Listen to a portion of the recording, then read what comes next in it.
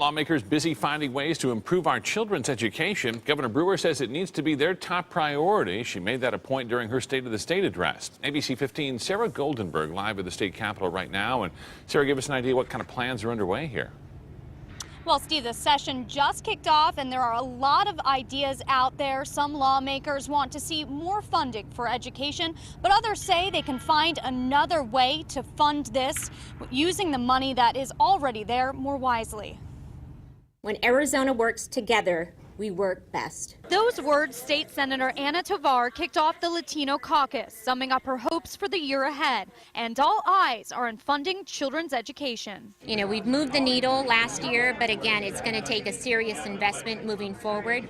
I believe we have the business community on our side when it comes to improving higher standards and investment in education. Tovar plans to introduce a bill calling for more funding in hopes of helping struggling students. She says many Hispanic children are fighting a language barrier.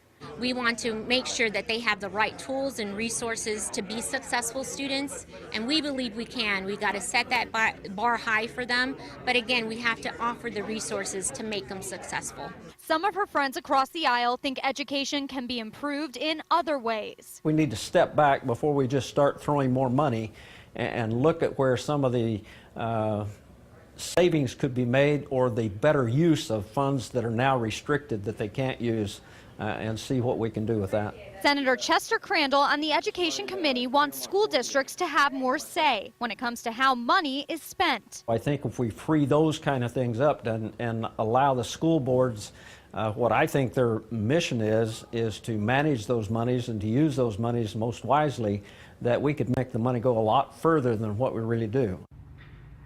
Now, these plans are still in the early stages, and lawmakers are brushing up on the details and finishing those plans in the coming weeks. And Steve, they say they might introduce them in the next week or so. Yeah, it's always a battle over money at the state legislature. We'll stay tuned.